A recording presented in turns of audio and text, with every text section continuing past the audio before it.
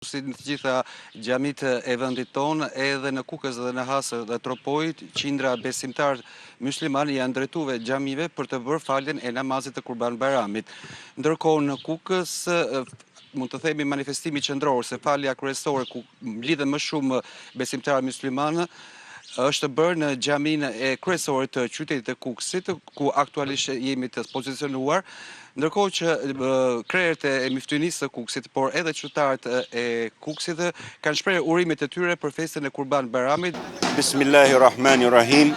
Sot është një ditë e gëzuar për gjithë ummetin e Muhamedit alayhis salam, për gjithë botën islame, pasi është Kurban Bayrami, një festë ku na mëson sakrificën me shembull Ibrahimin alayhis salam.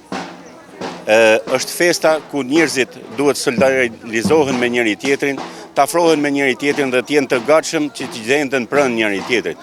Është pikërisht kjo festë ku na mëson që njeriu vetëm për hatër të Allahut xhallashanuhu duhet sakrifikojë nga vetja e tij dhe duhet të jetë më afër atyre që kanë nevojë, më pranë atyre që janë nevojtar ndaj tij.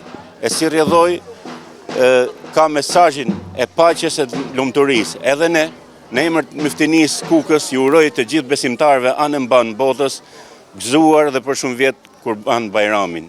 Sjellët në familjet e tyre begati, mirësi e harmoni. Gëzuar dhe për shumë vjet.